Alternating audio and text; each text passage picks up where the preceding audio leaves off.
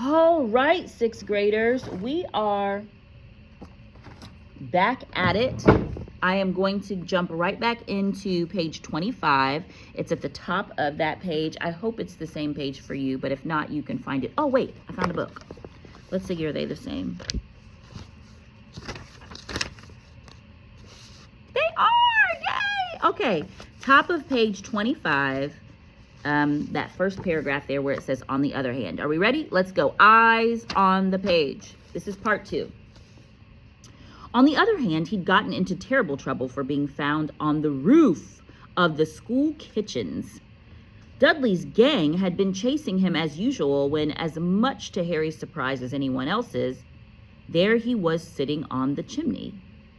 The Dursleys had received a very angry letter from Harry's headmistress telling them Harry had been climbing school buildings, but all he tried to do, as he shouted at Uncle Vernon through the locked door of his cupboard, was jump behind the big trash cans outside the kitchen doors. Harry supposed that the wind must have caught him mid-jump. But today nothing was going to go wrong. It was even worth being with Dudley and Pierce to be spending the day somewhere that wasn't school, his cupboard, or Mrs. Figg's cabbage-smelling living room. While he drove, Uncle Vernon complained to Aunt Petunia. He liked to complain about things: people at work, Harry, the council, Harry, the bank, and Harry were just a few of his favorite subjects. This morning, it was motorcycles. "Roaring along like maniacs, the young hoodlums," he said, as a motorcycle overtook them. "I had a dream about a motorcycle," said Harry, remembering it suddenly. "It was flying." Uncle Vernon nearly crashed into the car in front. He turned right around in his seat and yelled at Harry, his face like a gigantic beet with a mustache. "Motorcycles don't fly!" Dudley and Pierce snickered. "I know they don't," said Harry. It was only a dream." But he wished he hadn't said anything. If there was one thing the Dursleys hated even more than his asking questions, it was his talking about anything acting in a way it shouldn't. No matter if it was in a dream or even a cartoon, they seemed to think he might get dangerous ideas. It was a very sunny Saturday, and the zoo was crowded with families. The Dursleys bought Dudley and Pierce large chocolate ice creams at the entrance, and then, because the smiling lady in the van had asked Harry what he wanted before they could hurry him away, they bought him a cheap lemon ice pop. It wasn't bad either, Harry thought, licking it as they watched a gorilla scratching his head, who looked remarkably like Dudley, except that it wasn't blonde. Harry had the best morning he had had in a long time. He was careful to walk a little way apart from the Dursleys so that Dudley and Pierce, who were starting to get bored with the animals by lunchtime, wouldn't fall back on their favorite hobby of hitting him. They ate in the zoo restaurant, and when Dudley had a tantrum because his Knickerbocker glory didn't have enough ice cream on top, Uncle Vernon bought him another one, and Harry was allowed to finish the first. Aww. Harry felt afterward that he should have known it was all too good to last. After lunch, they went to the reptile house. Do you guys know what reptiles are? It's like snakes and lizards and all that. All right. After lunch, they went to the reptile house. It was cool and dark in there with lit windows all along the walls. Behind the glass, all sorts of lizards and snakes were crawling and slithering over bits of wood and stone. Dudley and Pierce wanted to see huge poisonous cobras and thick man-crushing pythons. Dudley quickly found the largest snake in the place. It could have wrapped its body twice around Uncle Vernon's car and crushed it into a trash can.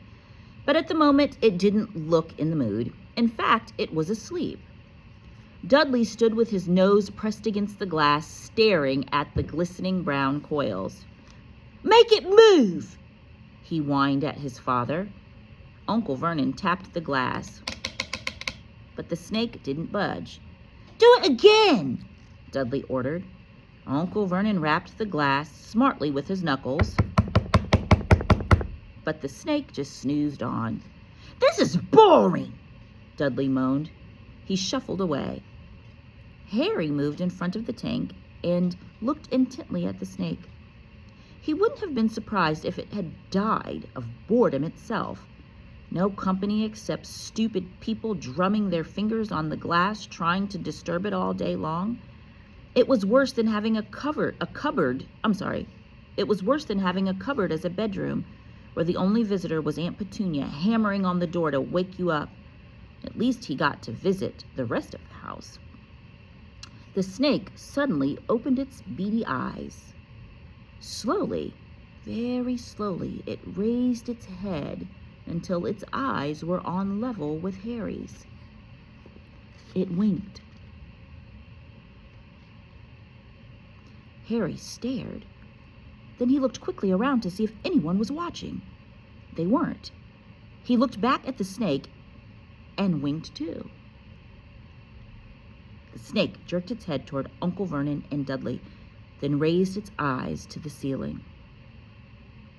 He was like, so the snake was kind of like this.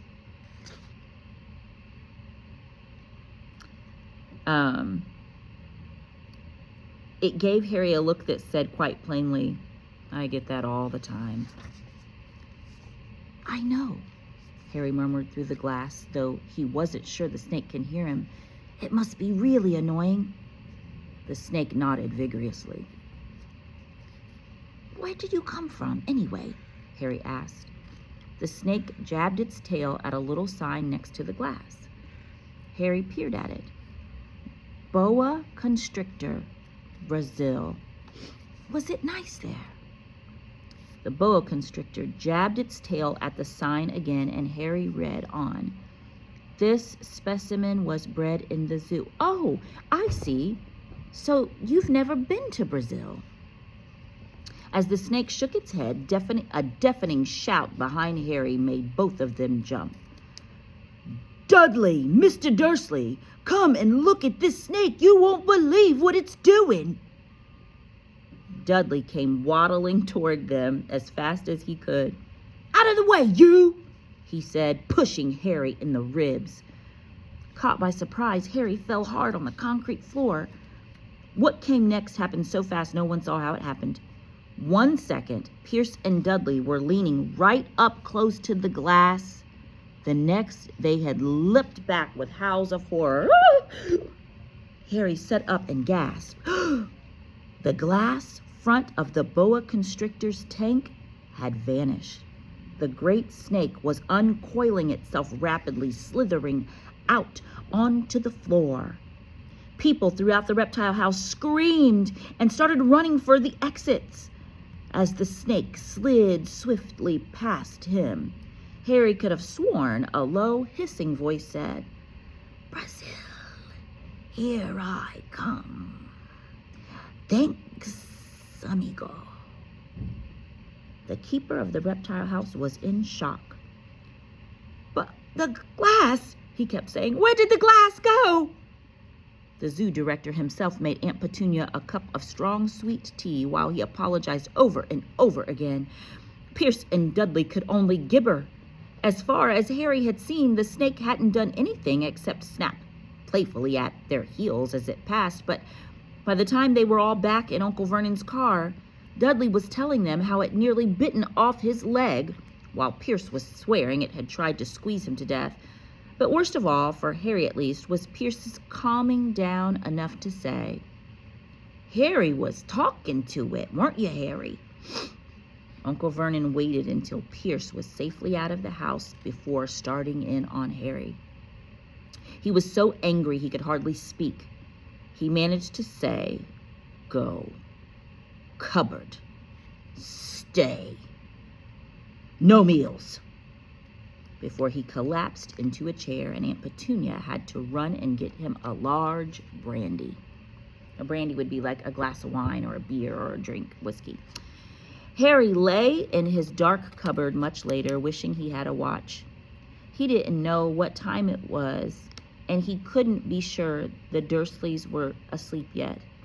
Until they were, he couldn't risk sneaking into the kitchen for some food. He'd lived with the Dursleys for almost 10 years. 10 miserable years. As long as he could remember, ever since he'd been a baby, and his parents died in that car crash. He couldn't remember being in the car when his parents died. Sometimes when he strained his memory during long hours in his cupboard, he came up with a strange vision. A blinding flash of green light and a burning pain on his forehead. Then, he supposed, was the crash, though he couldn't imagine where all the green light came from. He couldn't remember his parents at all. His aunt and uncle never spoke about them, and of course he was forbidden to ask questions. There were no photographs of them in the house. When he had been younger, Harry had dreamed and dreamed of some unknown relation coming to take him away, but it had never happened. The Dursleys were his only family, yet sometimes he thought, or maybe hoped, that strangers in the street seemed to know him. Very strange strangers they were, too. A tiny man in a violet top hat had bowed to him once while out shopping with Aunt Petunia and Dudley. After asking Harry furiously if he knew the man, Aunt Petunia had rushed them out of the shop without buying anything. A wild, old-looking woman dressed in all green had waved merrily at him, like that's merrily, once on a bus.